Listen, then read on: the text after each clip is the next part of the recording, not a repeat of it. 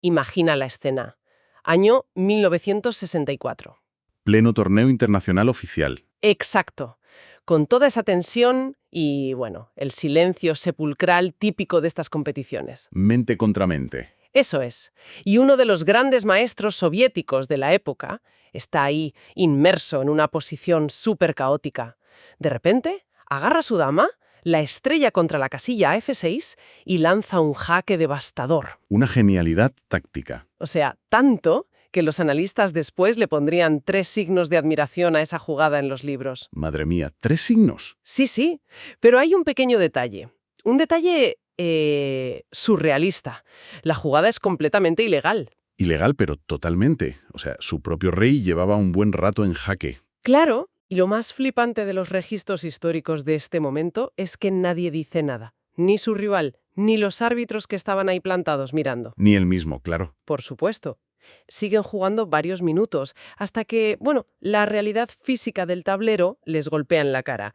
Y, a ver, un despiste lo tiene cualquiera, pero en la élite absoluta de este deporte, esto es como si a un piloto de Fórmula 1 se le olvidara que su coche tiene volante. Es que Estela. Pero fíjate, revela algo fundamental sobre cómo funcionaba la cabeza de nuestro protagonista de hoy. Totalmente. Este hombre no estaba viendo piezas de madera esculpida ni casillas blancas y negras. No, ¿qué va? Estaba buceando en una especie de matriz de geometría abstracta a tal profundidad que el presente, o sea, la realidad física de que su rey estaba bajo ataque en ese preciso instante, quedó borrada por su visión de lo que iba a pasar 10 jugadas después. Una locura.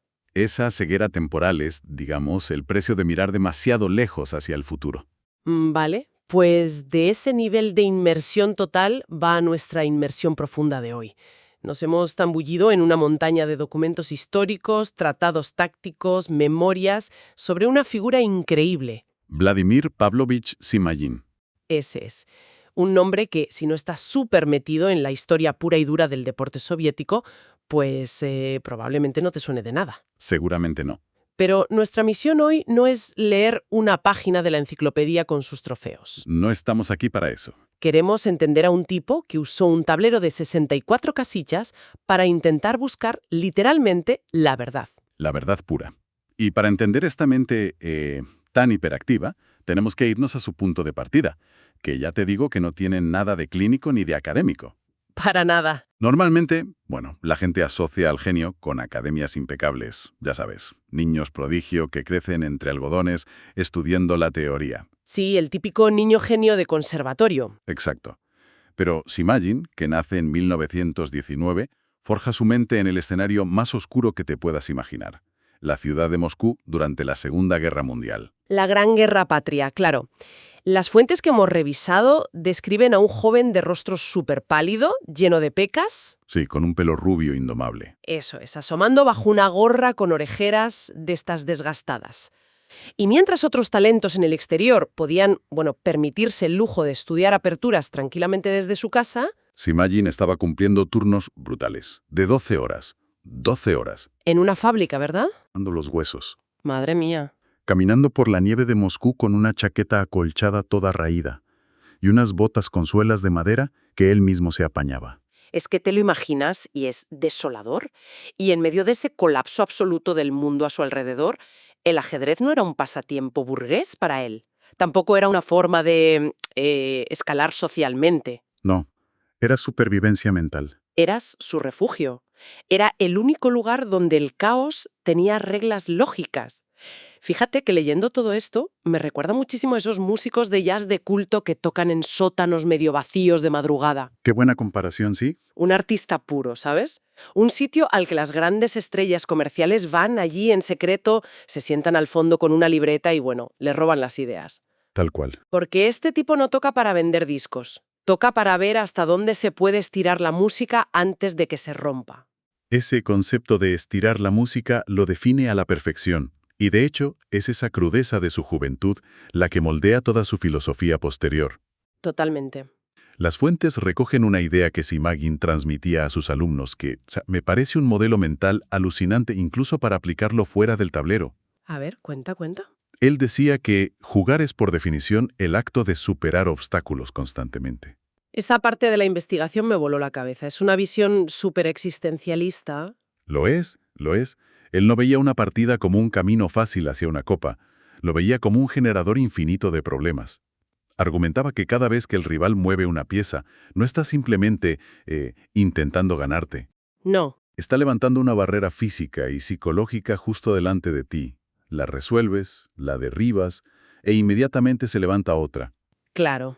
Si asumes que la vida es esa fricción constante, dejas de frustrarte cuando aparece el problema. O sea, lo esperas. Y claro, si esa es tu mentalidad, no te conformas con jugar sobre seguro. Si quieres obstáculos, vas y los buscas. Vas a por ellos, exacto. Y aquí es donde la cosa se pone realmente interesante y entramos en el laboratorio técnico, porque las enciclopedias están llenas de sus aportes. Hablan de la variante Simagin en la defensa india de rey, Sí, y en la Nimso India también. o su predilección por esquemas con nombres tan cinematográficos como el dragón acelerado en la siciliana. Nombres geniales, la verdad. Sí, pero para quien nos escucha y no pasa sus fines de semana memorizando manuales soviéticos, ¿por qué son importantes estas variantes? ¿Qué nos dicen de él? Pues nos dicen que abrazaba el caos. Así de simple. Una apertura como el dragón acelerado no es solo un nombre que suena agresivo. Es una configuración que deliberadamente crea desequilibrios desde el minuto 1. O sea, buscaba meterse en el barro. Constantemente. Simajun huía como de la peste de las posiciones simétricas y aburridas, de esas donde gana el que tiene mejor técnica rutinaria. Claro, el que se ha empoñado el libro. Eso es. Él quería posiciones tan endemoniadamente complejas que solo la imaginación pura te pudiera sacar vivo de ahí. Madre mía. Y eso nos lleva a su contribución teórica más bestia, la que cambió las cosas. El sacrificio de calidad posicional. Ah, sí, la famosa jugada de torre por C3. Exacto. Vale, detengámonos aquí un segundo, porque esto me parece el núcleo duro de su genialidad. Es que lo es. A ver, a cualquier persona que le enseñen a mover las piezas de forma básica, le explican un sistema de puntos.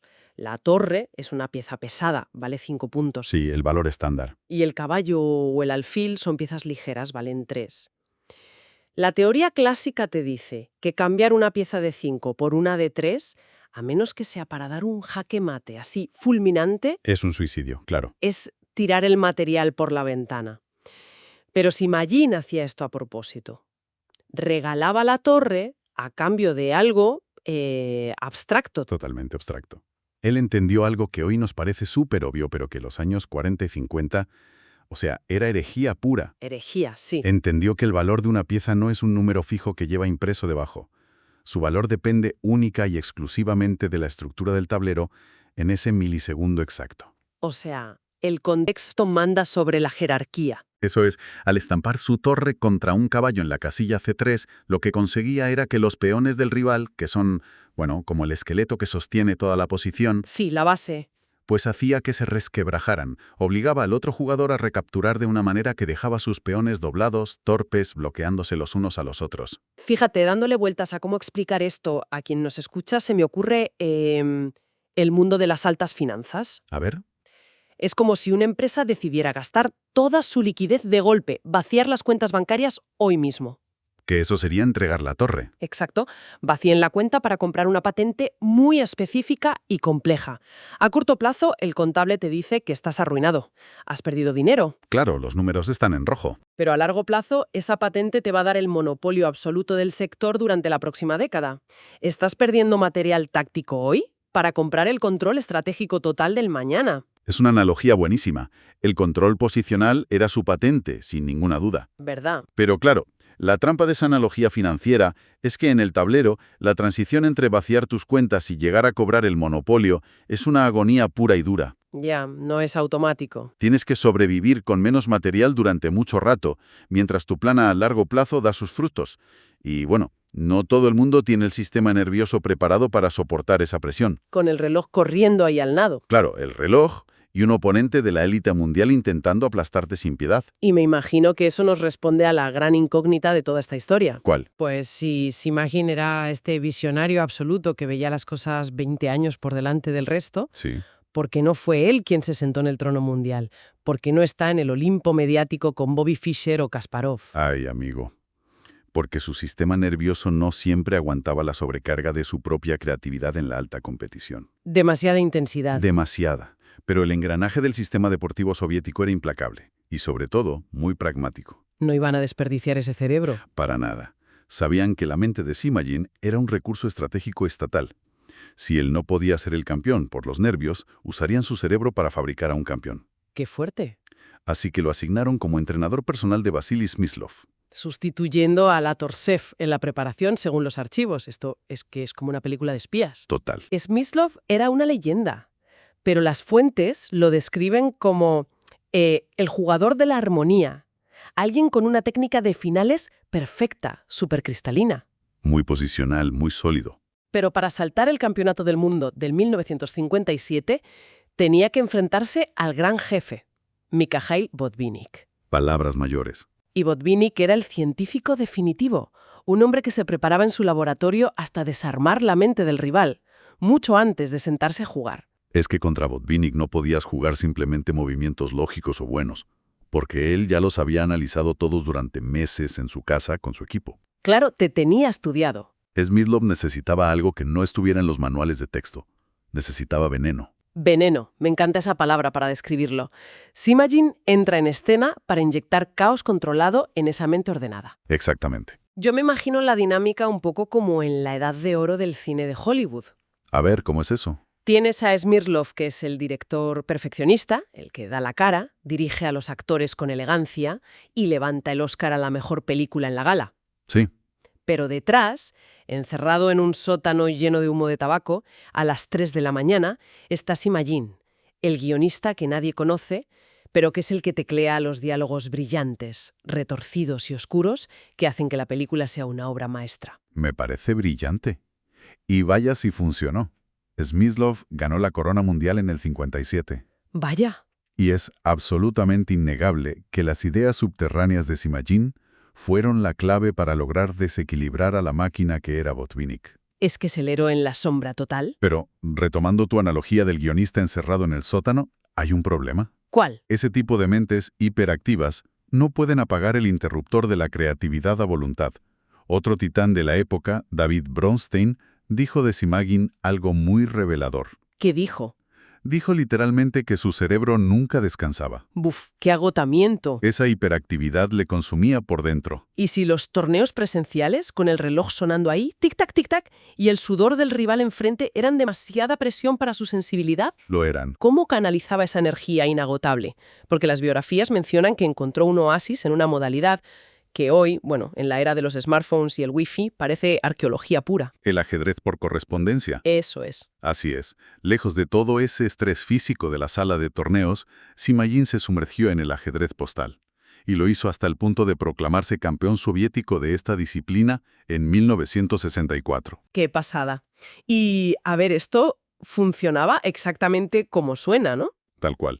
Tú enviabas tu jugada escrita a mano en una tarjeta postal, la tarjeta cruzaba todo el país en tren o en camión, y semanas después recibías la respuesta del rival en tu buzón. Semanas. Claro, esto significaba que Sima-Jin podía pasarse días enteros, madrugadas completas, analizando una sola ramificación del tablero. Sin presión. En pijama en su casa, tomando té. Lo cual plantea un debate chulísimo. Al eliminar la taquicardia, la adrenalina, el límite de 2 horitas para pensar, Sí. ¿dirías que esta modalidad, la postal, revela la forma más pura del intelecto de un jugador? Pues es una gran pregunta. Porque ya no gana el que tiene mejor resistencia deportiva o mejor forma física. Gana el que encuentra la verdad absoluta de esa posición en concreto. Para un perfeccionista radical como era él, desde luego era el lienzo perfecto.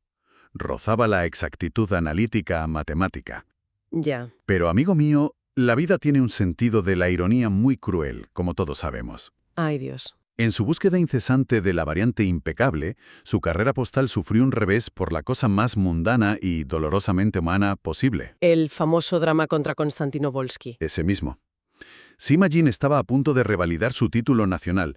Había calculado una línea ganadora exquisita en su cabeza durante días. Todo estaba resuelto, perfecto en el plano de las ideas. Vale. Pero, a la hora de coger el bolígrafo y transcribir la jugada a la tarjeta postal de cartón, su mano simplemente escribió la coordenada equivocada. No me lo puedo creer. Un simple error administrativo, un desliz tonto de tinta, y la partida y con ella el campeonato se esfumaron para siempre. ¡Qué impotencia! O sea, la máquina perfecta falló por culpa de un dedo resbaladizo del cuerpo humano. Tal cual. Es que el cuerpo y su entorno parecían ir siempre un pasito por detrás de su cerebro, o en direcciones totalmente opuestas. Completamente. Antes hablábamos de esa ceguera mental con la anécdota de la jugada ilegal, pero hay otra historia en las fuentes que se conoce como la ovación ciega, que los muestra otra cara de esta misma moneda. Ah, sí, esa anécdota es oro puro. A veces no veía la jugada de su rival porque iba muy por delante, pero a veces su perfeccionismo, esa autoexigencia, le impedía ver su propia genialidad. Es maravilloso. Fíjate, Sima-Yin está frente al tablero en una posición tremendamente compleja, como a él le gustaban. Su cerebro, que siempre buscaba los obstáculos, empieza a ver fantasmas donde no los hay. Se boicotea. Calcula una línea y se convence a sí mismo de que ha caído en una trampa insalvable. Cree firmemente que va a perder material de forma inevitable y se queda mirando la posición absolutamente hundido, Destrozado. a punto de levantar la vista y ofrecer la mano para rendirse. Y entonces, la magia. El público interviene. Sí, sí. Hay que recordar que en esa época, en la Unión Soviética, estas partidas se seguían en auditorios masivos, Llenos a rebosar. con unos tableros gigantes de madera colgados en la pared del fondo, donde unos asistentes iban moviendo las piezas grandes para que la grada pudiera seguir la acción. Y de repente, la gente empieza a aplaudir de forma ensordecedora. Alguien del público, o a saber, igual varios, habían calculado la línea un paso más allá que el mismísimo gran maestro que estaba jugando. ¡Qué locura! Sima-Yin iba a perder un peón, eso era cierto. Pero si el rival se comía ese peón, se activaba una secuencia forzada que terminaba en jaque mate a favor de Sima-Yin. O sea, había construido una red letal, sin darse cuenta. Una red tejida por su propio subconsciente, que su parte consciente, nublada por ese pesimismo perfeccionista, no había logrado detectar. Claro. Los aplausos del teatro lo sacaron del trance y le impidieron rendirse en una posición que estaba literalmente ganada. Es bellísimo. Un visionario que es salvado por aquellos a los que él mismo inspiraba cada tarde. Es muy poético. Y esto ilustra súper bien la devoción que despertaba entre sus compañeros. No era un jugador frío, de estos calculadores que intimidan y caen mal. No, era muy querido. Despertaba una admiración súper profunda.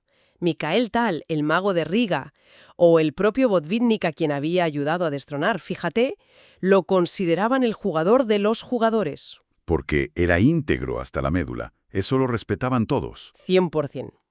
Hay un caso brutal. Cuando Botvinnik escribió un artículo muy revolucionario y polémico sobre algoritmos en el ajedrez en 1966, Sí, que nadie quería publicarle. claro, el sistema soviético se resistía a publicarlo porque era heterodoxo. Pues fue Sima-Yin, desde su posición de editor de un boletín, quien dio la cara y defendió a muerte el derecho a la verdad científica de su colega, aunque se jugara el puesto. Porque para Sima-Yin, esa búsqueda de la verdad siempre estaba por encima de la política o del estatus de nadie. Pero bueno, aquí es donde la historia y la biografía dan un giro bastante oscuro. Esa misma sensibilidad desbordante que le permitía ver tanta belleza donde otros veían puro caos, Sí, lo dejaba también completamente expuesto, sin escudos ante la brutalidad del mundo exterior real. es la doble cara de la sensibilidad. Llegamos a agosto de 1968. Ojo, aquí relatamos los hechos de forma neutral, basándonos solo en cómo los vivió él, que es lo que recogen las fuentes. Por supuesto, nos ceñimos a su biografía. Sima-Yin está en Polonia jugando el torneo internacional de Polanikas Zdrój. Y mientras él está ahí, intentando resolver problemas abstractos en sus queridas 64 casillas, La historia le pasa por encima. las tropas soviéticas y del Pacto de Varsovia invaden Checoslovaquia para aplastar la primavera de Praga. Los tanques entran en la ciudad. Y para entender el impacto devastador de esto en él, tenemos que recurrir al testimonio del gran maestro Lubomir Kavalek, que estaba allí en ese mismo torneo. Sí, Kavalek cuenta algo desgarrador. Describe a un Sima-Yin deambulando por los pasillos del hotel de concentración, completamente desencajado, Totalmente ido. incapaz de procesar las noticias que llegaban por la radio. Caminaba frenéticamente por los pasillos, murmurando una y otra vez: gente estúpida, gente estúpida. O sea, fíjate en cómo colisiona esto de frente con la filosofía de la que hablábamos al principio del programa. Claro, la de los obstáculos. Él enseñaba que la vida es un acto noble de superar obstáculos lógicos. En el tablero, la guerra, por cruel que sea, tiene reglas. Puedes entregar una pieza, puedes hacer un sacrificio, puedes usar el ingenio puro. Hay una justicia poética en el juego. Exacto. Pero, claro, ¿Cómo aplicas esa lógica matemática a una invasión militar real? No hay ningún sacrificio de calidad posicional que valga para detener un tanque. No. El dolor del mundo real no responde a fórmulas matemáticas. Su filosofía simplemente colapsó ante el absurdo absoluto de la violencia humana. El tablero era su único refugio seguro desde que era aquel niño en la fábrica de Moscú. Y de repente, ni siquiera eso servía ya para amortiguar el golpe de la realidad.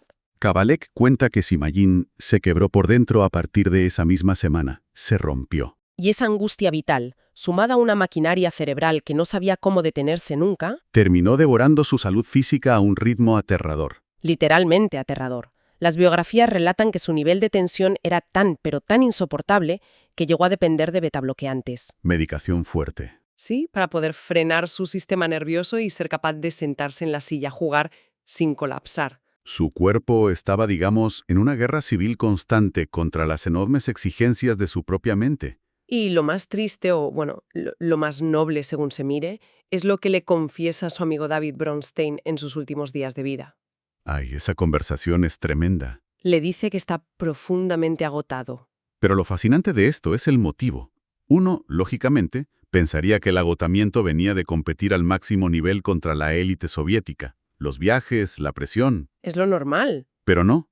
Simagin le confiesa que lo que le estaba drenando la poca vida que le quedaba era su trabajo en el modesto club Spartak de Moscú. Su club de barrio, prácticamente. Se pasaba las horas dando conferencias gratuitas, jugando partidas simultáneas contra decenas de trabajadores de las fábricas. Respondiendo las mismas dudas de amateurs una y otra vez con una paciencia infinita. Exacto. El hombre que fabricaba mentes de campeones mundiales, vaciándose por completo para enseñar aperturas básicas a los obreros moscovitas. Entregó absolutamente toda su energía, hasta que no le quedó nada en la reserva. Y así llegamos al 25 de septiembre de 1968, torneo de Kislovodsk. Con la salud pendiendo de un hilo muy, muy fino, el corazón de Vladimir Simagin simplemente no dio para más. Sufrió un infarto fulminante mientras jugaba su partida. Cayó allí mismo, frente al tablero que tanto amaba. Tenía solo 49 años. Se fue, como se suele decir, con las botas puestas, o bueno, en su caso, inmerso en su propia geometría abstracta, hasta el último suspiro de su corazón. Hay una poética abrumadora en morir literalmente sobre la madera del tablero intentando descifrar el siguiente gran obstáculo, ¿verdad? Es el final definitivo, súper dramático, para alguien que vivió esto no como una simple carrera deportiva para ganar dinero, sino como un sacerdocio. Totalmente de acuerdo. Un sacerdote del tablero. Y aunque a lo mejor no sea el primer nombre que le viene a la mente a un principiante hoy en día, su legado sobrevive de formas muy, muy tangibles hoy. Por supuesto, hoy miras a la superélite mundial y sacrificar una torre por un caballo para reventar la estructura de peones en una defensa siciliana. Es el pan de cada día, es casi un estándar. Y a mí me gusta pensar que cada vez que un gran maestro moderno ejecuta ese sacrificio de torre por C3 en un torneo, la corriente subterránea del fantasma de Simagin está ahí, impulsando la mano que mueve la pieza. Seguro que sí. Y fíjate, hay un detalle más que cierra este círculo de una manera brillante y que aporta una de nuestras fuentes. Cuéntame. El investigador Mijail Marin señala un fenómeno fascinante de nuestra era.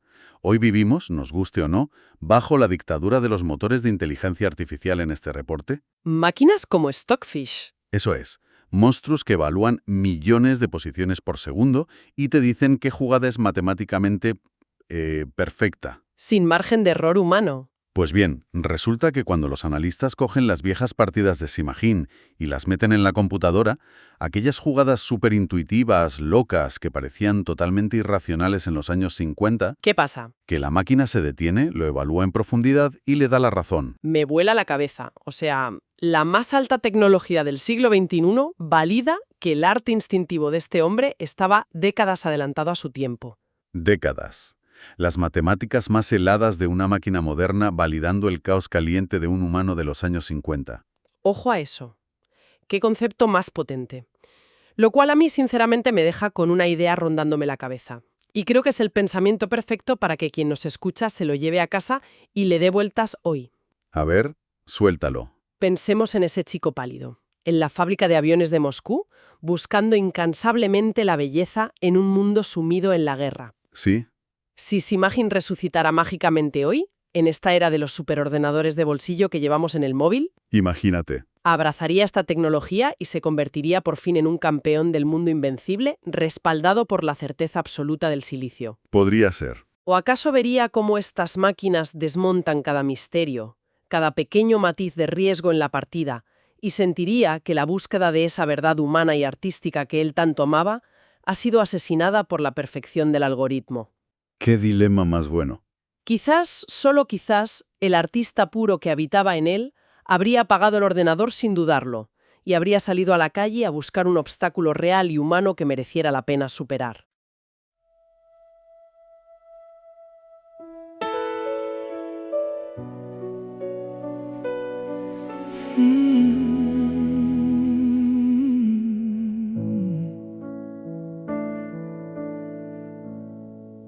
El amanecer olía a carbón húmedo, a metal caliente, a ropa secándose junto al fuego. Y mientras la ciudad despertaba cansada, yo ya estaba lejos, no con los pies, con la cabeza. Porque había descubierto que un tablero podía abrirse como una puerta hacia otro universo. En la fábrica, entre máquinas golpeando el aire, como enormes corazones de hierro, yo escondía variantes en silencio, nuevas ideas, sacrificios imposibles, aperturas que todavía no existían. Y mientras cargaba peso o respiraba humo y aceite, las piezas seguían moviéndose dentro de mí. Entonces dejaba de sentir el frío, el dolor de los pies, el hambre, porque en mi cabeza las torres viajaban como trenes nocturnos, los alfiles cruzaban diagonales infinitas, como luces atravesando galaxias, y cada combinación brillante hacía que el mundo pareciera menos gris. A veces cerraba los ojos y ya no estaba ahí.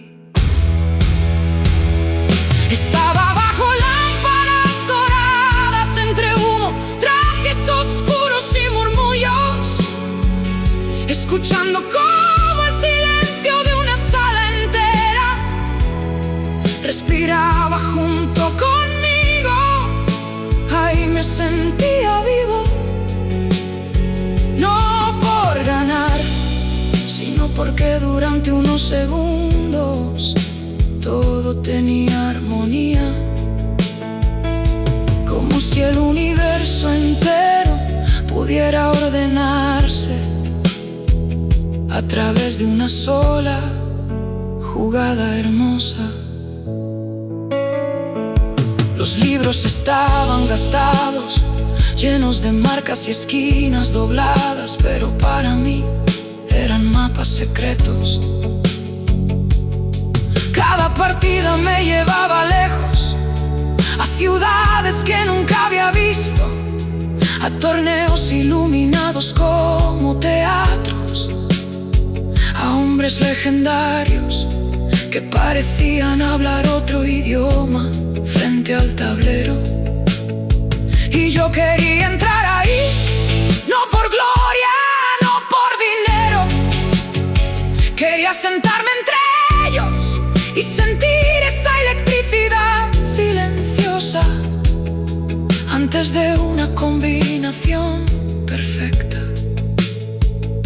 Porque algunos hombres necesitan aire para sobrevivir. Yo necesitaba ideas. El ajedrez me salvaba del ruido de las calles cansadas, de las ventanas oscuras,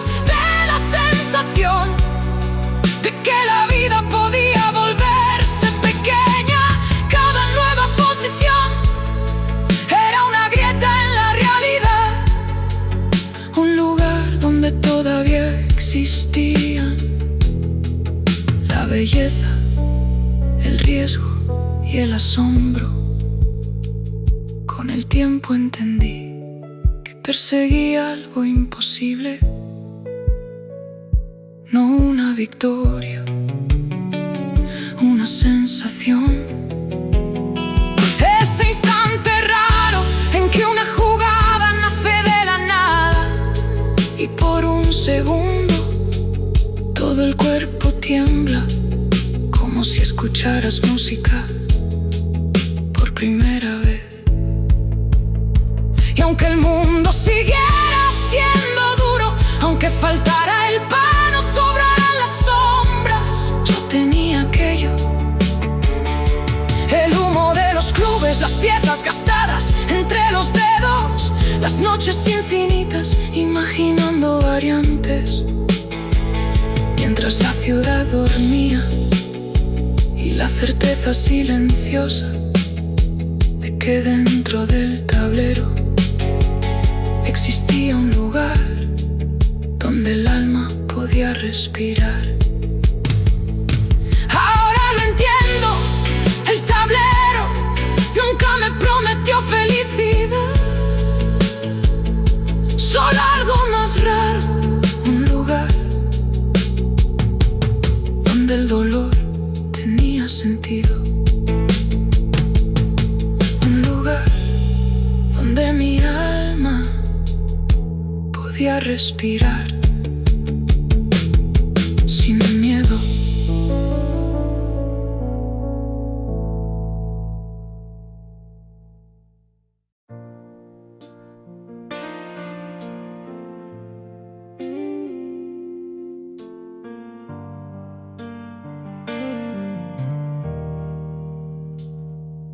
Don't smell the wet coal of burning metal,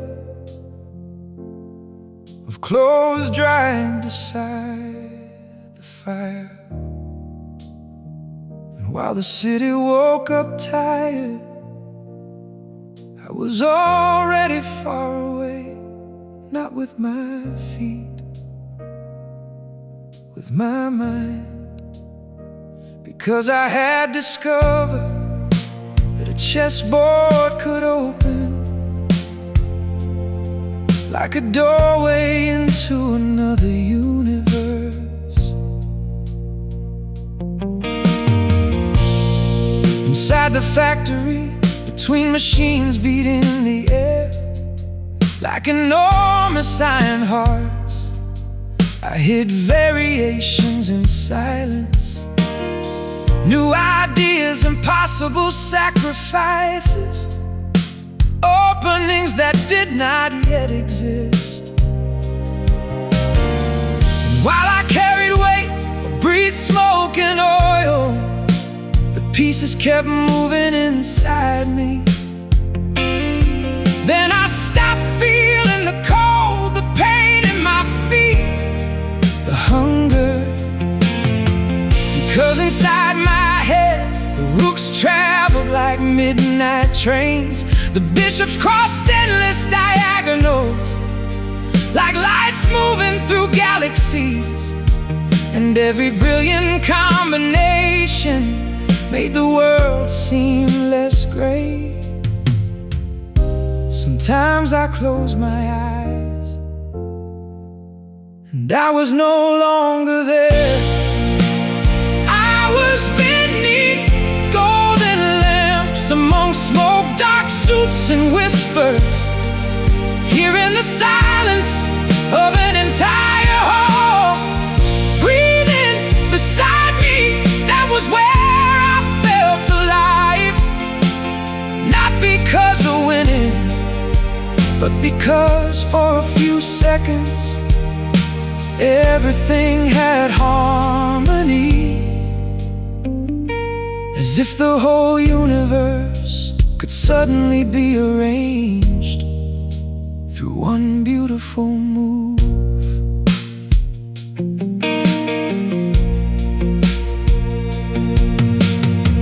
The books were worn out, filled with marks and folded corners, but to me, they were secret maps.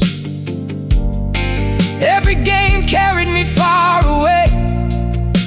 cities I had never seen, to tournaments glowing like theaters, to legendary men who seemed to speak another language across the board. And I wanted to belong there, not for glory, not for money. I wanted to sit among them and feel that silent electricity before a perfect combination. Because some men need air to survive. I needed ideas, just save me from the noise, from exhausted streets, from dark windows, from the feeling that life could become too small. Every new position was a crack in reality, a place where beauty, risk, and wonder still existed. With time I understood that I was chasing something impossible. Not a victory, a feeling that's strange instant when a move appears out of nowhere. And for 1 second, your whole body trembles, as if you were hearing music for the very first time. And even if the world remained hard, even if there was no bread or too many shadows, I still had that. The smoke inside the clubs, the worn pieces between my fingers, the endless nights imagining variations while the city slept, and the silent certainty that somewhere inside the board there was a place where the soul could breathe. Now I understand. The board never promised me happiness, only something stranger, a place where pain made sense, a place where my soul could breathe without fear.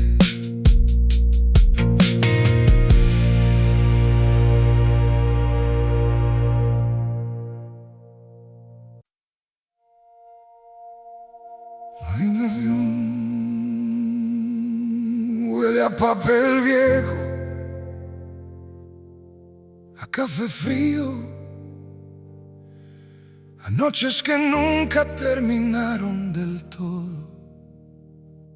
Afuera, el mundo sigue hablando de fuerza, de fronteras, de hombres que quieren dominar otros hombres.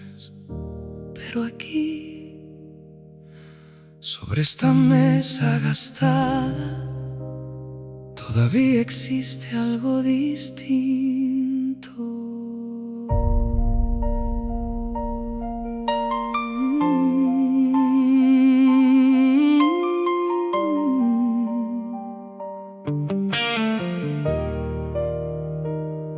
Preparo variantes mientras amanece. Las piezas descansan dispersas, como actores después de una obra demasiado larga, y mis manos las acomodan lentamente, como si aún pudiera cambiar algo. He vivido suficientes años para saber que el mundo rara vez premia la belleza, premia el ruido, la ambición, el miedo disfrazado de poder. Y aún así sigo creando, porque cuando una idea aparece de pronto entre el caos de una posición imposible, todavía siento el mismo fuego que cuando era joven. Tal vez eso sea la fe, no en la victoria, en la creación. Porque el tablero sigue lleno de color, de ciudad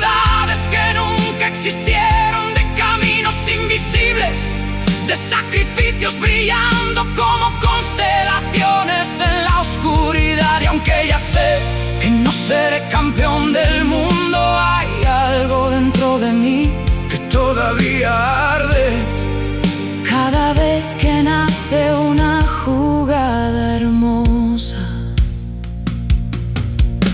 Los trenes, los hoteles, las salas cubiertas de humo, los rostros agotados inclinados sobre el tablero. Todo vuelve esta noche, Recuerdo partidas, como otros recuerdan amores. algunas me salvaron, otras me rompieron lentamente. Pero ninguna fue inútil, Porque incluso las derrotas dejaron ideas vivas detrás de ellas. como cuadros olvidados colgados en habitaciones vacías. Y quizá eso quede Cuando nosotros desaparezcamos, una combinación imposible, una intuición brillante, una pequeña chispa humana resistiendo al tiempo. El mundo seguirá siendo duro, Lo sé, siempre habrá guerras, siempre habrá hombres confundiendo poder con grandeza. Pero aquí, sobre estas 64 casillas, todavía puedo construir algo puro. algo que no necesita banderas ni aplausos, Ni permiso de nadie, solo imaginación, solo riesgo. solo esa extraña belleza que aparece un instante Y después desaparece para siempre. A veces pienso que el arte y el ajedrez nacen del mismo lugar, De una herida, de la necesidad desesperada de darle forma al caos, antes de que el caos. termine devorándonos. Y quizá por eso, Nunca dejé de analizar posiciones, hasta la madrugada, porque mientras una idea siga naciendo, todavía hay vida. ya no necesito coronas. He visto demasiado. Sé lo rápido que el mundo olvida nombres, como el aplauso se apaga, Como incluso los campeones. terminan hablando solos con sus recuerdos. Pero una jugada verdadera, Esa permanece, como permanece una canción, como permanece una cicatriz, como permanece una luz pequeña en medio de un siglo oscuro. Mañana volveré a sentarme frente al tablero, no para vencer a nadie, sino para seguir creando. mientras todavía quede tiempo.